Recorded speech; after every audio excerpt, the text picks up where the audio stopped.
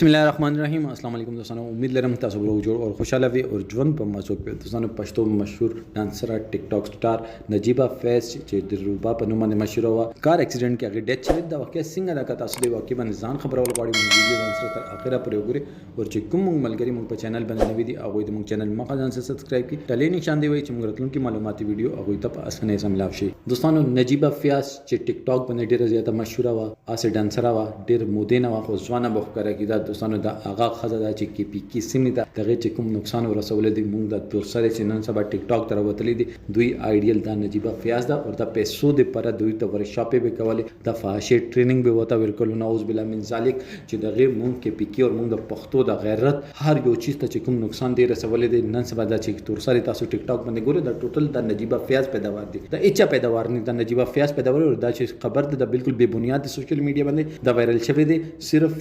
ویوز دی پر لایک دی دا چې کوم نجیبه فیاض دی داسې کنجرانی چې دوی داسې اسانه سره نمرې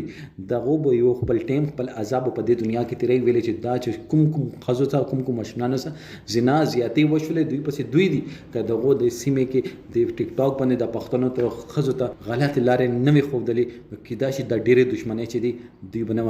دوی د لاسه ډېر خلک په شرم باندې اخته دي دوستانو تاسو دې باره کې سره د کمنټ سیکشن کې خپل رائے ضرور ورکړئ. السلام